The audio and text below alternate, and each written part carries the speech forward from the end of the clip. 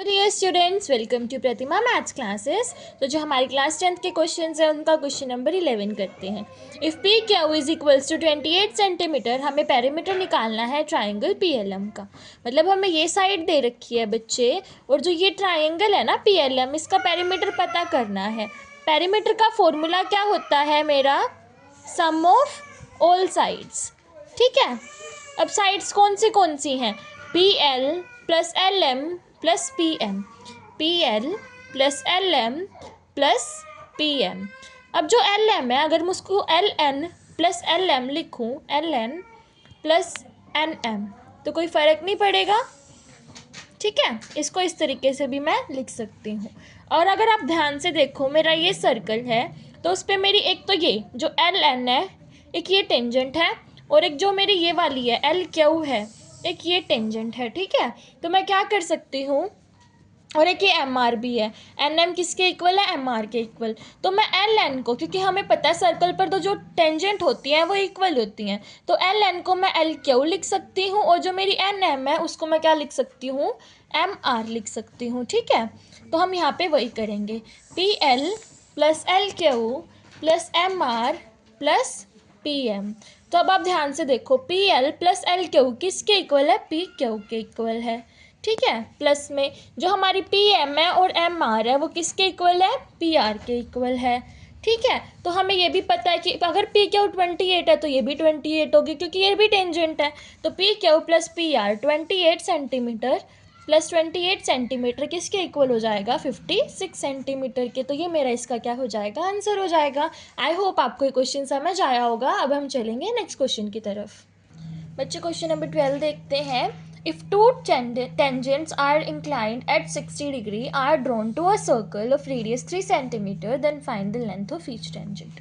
मतलब मेरा अगर ये सर्कल है, ठीक है, जिसकी रेडियस मेरी 3 सेंटीमीटर है, अगर मैं उस पर दो टेंजेंट बनाती हूँ 60 डिग्री के। ठीक है, सबसे पहले मेरा यहाँ पे 90 डिग्री होना चाहिए 60 डिग्री बनाने के लिए। ठीक है, तो ये है, तो यहाँ से मैंने अगर दो टेंजेंट ड्रॉ करे हैं, ऐसे ड्रॉ करे हैं मैंने दो टेंजेंट, इसको हम ओ पॉइंट दे देते हैं, इसको पी पॉइंट दे देते हैं। ठीक है, इसको हम ए पॉइंट दे देते हैं, इसको हम यहाँ पे टच हो रहा है ये बी पॉइंट दे देते हैं। ठीक है, तो मेरे ये दो टेंजेंट हैं, तो मुझे क्या करना है, जो इन टेंजेंट की लेंथ है ना वो फाइंड करनी है। ठीक है, तो ये अगर 60 डिग्री के हैं तो हाफ हाफ कितने के हो जाएंगे? 30 डिग्री के हो जाएंगे।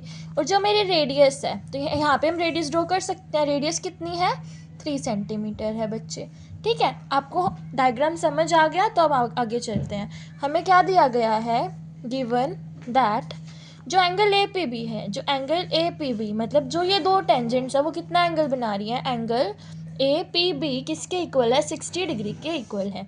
तो हम हाफ हाफ कर सकते हैं, ए पी ओ और ओ पी बी। तो जो हमारे दो ट्राइंगल हैं, ए पी ओ एंगल है सॉरी, और एंगल बी पी ओ वो किसके इक्वल है? 30 डिग्री के इक्वल है। तो हम क्या करेंगे, कोई भी एक ले लेते हैं। ठीक है, लाइक हम कौन से वाला ले लेते हैं? ओ पी ए या फिर A P O. In angle A P O हमें पता है हमारे पास परपेंडिकुलर भी है और बेस भी है। परपेंडिकुलर 3 है और बेस हमारा क्या है?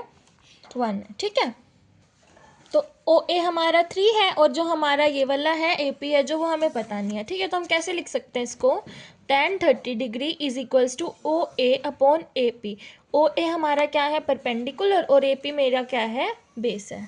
सॉरी, ये वाला ए पी ये है और ओ ए ये है। परपेंडिकुलर अपॉन बेस होता है, ये परपेंडिकुलर है और ये बेस है। ठीक है, तो ए मुझे पता है कितना है? 3, और ए पी मुझे निकालना है। और tan 30 कितना होता है हमारा? 1/√3। तो क्या कर सकते हैं हम? 1/√3 इक्वल्स टू 3 अपॉन में ए पी। तो क्रॉस मल्टीप्लाई करेंगे तो क्या आ जाएगा? 3√3 इक्वल्स टू ए पी। तो हमारा क्या निकल जाएगा? Length of tangent A P हमारा यहाँ से निकल जाएगा। ये इसका आंसर हो जाएगा। अब हम चलेंगे नेक्स्ट क्वेश्चन की तरफ। क्वेश्चन नंबर 13 देखो बच्चे। P Q is the tangent to a circle with centre O at point P. If triangle OPQ is isosceles triangle, find angle OQP। तो देखो पहले हम फिगर बनाएंगे। ठीक है, मेरे पास अगर ये सर्कल है, इसका मिडिल पॉइंट O है, और जो PQ है वो एक टेंजेंट है, ये PQ है। ठीक है, तो इसको इससे ज्वाइन कर देते हैं, इसको इससे ज्वाइन कर देते हैं। यहाँ पे कोई एंगल बन रहा है। यही हमें बोला गया है। तो अब ये यहाँ पे बोल रहा है कि जो ट्राइंगल ओ पी क्यू है, ओ पी क्यू है, आइसोसेलेस ट्राइंगल है, मतलब उसकी दो साइड्स इक्वल हैं। तो हमें एंगल ओ क्यू पी, तो ये वाला एंगल हमें निकाल के दिखाना है, मतलब ये वाला एंगल हमें निकाल के दिखाना है। तो बच्चे अब यहाँ पे देखो, पी क्यू टेंजेंट है पॉइंट पी पे, तो ओ पी हमारी क्या बन रही है, रेडियस बन रही है।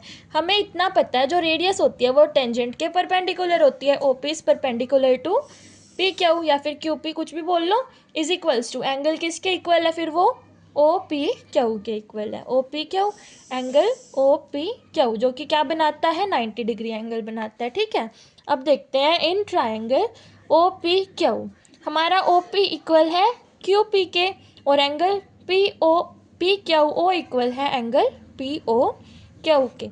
तो अब in triangle P O Q, angle P O Q equals to angle O Q P plus angle O P Q, तीनों एंगल क्या बनाते हैं, 180 डिग्री का एंगल बनाते हैं।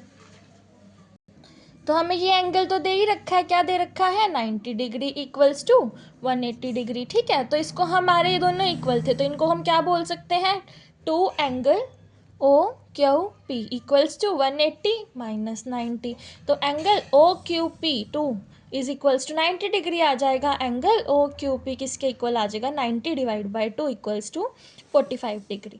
तो ये हमारा इसका क्या हो जाएगा, आंसर हो जाएगा। अब हम चलेंगे नेक्स्ट क्वेश्चन की तरफ। क्वेश्चन नंबर 14 देखो, in triangle A B C D and E are the points on side A B and A C such that D E is parallel to BC if A is 2 cm, AD is 3 cm and BD is 4.5 cm, find CE। क्या बोला गया है कि मेरे पास एक triangle है A B C और D और E पॉइंट्स है साइड ए बी और ए सी पे। ठीक है, मतलब ए बी पे एक पॉइंट है D और ए सी पे एक पॉइंट है E, और जो हमारी डी ई है वो किसके पैरेलल है, बी सी के पैरेलल है। तो मेरे को ए ई दे रखा है 2 सेंटीमीटर, ए डी दे रखा है 3 सेंटीमीटर, बी डी दे रखा है 4.5 सेंटीमीटर, ये मुझे निकालना है। ठीक है, तो अब यहाँ से हम क्या बोल सकते हैं, देखो आप पहले लिख लो जो मुझे गिवन है, B D E is parallel to B C. मैं क्या बोल सकती हूँ, ए डी अपॉन में B D equals to A E upon में E C according to B P T. अब ये बी पी टी क्या है, ये है basic proportionality theorem. Basic proportionality theorem का मतलब है, ये हमें क्या स्टेट करती है कि अगर कोई लाइन जो पैरेलल है ट्राइंगल की एक साइड से, और वो क्या कर रही है, उसके पॉइंट्स किसको काट रहे हैं, इंटरसेक्ट कर रहे हैं ट्राइंगल की दो साइड्स को, तो जो वो लाइन है ना वो उस ट्राइंगल को क्या करती है, इक्वल प्रोपोर्शन में डिवाइड कर देती है। ये हमारा क्या होता है, बेसिक प्रोपोर्शनैलिटी थ्योरम होती है। ठीक है, तो अब हम वैल्यूज पुट कर देते हैं। ए डी की वैल्यू है 3 सेंटीमीटर, बी डी की वैल्यू है 4.5 सेंटीमीटर, ए ई की वैल्यू है 2 और ई सी की हमें निकालनी है। क्रॉस मल्टीप्लाई करो, 3 into E C equals to 4.5 into 2, ये हमारा 9 सेंटीमीटर हो जाएगा। ये ई सी इंटू में 3, ई सी की वैल्यू आ जाएगी 9 सेंटीमीटर अपॉन में 3, 3 से 9 कट गया हमारा 3 पे, तो ई सी क्या आ गया, 3 सेंटीमीटर। ये मेरा क्या हो जाएगा, इसका आंसर। अब हम चलेंगे नेक्स्ट क्वेश्चन की तरफ। क्वेश्चन नंबर 15 देखते हैं बच्चे, sine A plus cos B is equals to 1। A हमारा 30 डिग्री है, तो बी एक एक्यूट एंगल है, तो बी की हमें वैल्यू फाइंड करनी है। ठीक है, क्या गिवन है, sine A plus cos B equals to 1। A हमारा 30 है, तो sine 30 plus cos B equals to 1। Sine 30 की वैल्यू क्या होती है, 1/2, तो cos B equals to 1 minus 1/2। इसको सॉल्व करेंगे तो क्या आ जाएगा, 1/2 कोस बी। तो कोस बी की 1/2 पे कौन सी वैल्यू होती है, इसको हम क्या लिख सकते हैं, कोस 60 डिग्री। तो कोस बी इक्वल्स टू कोस 60, तो हमारा कोस क्या आ जाएगा, हमारी बी की वैल्यू क्या आ जाएगी, 60 डिग्री। ये इसका क्या हो जाएगा, आंसर। तो आज की वीडियो में बच्चे हम इतना ही कवर करेंगे, आगे क्वेश्चंस हम नेक्स्ट वीडियो में देखते हैं। Till then bye bye and like share subscribe the video.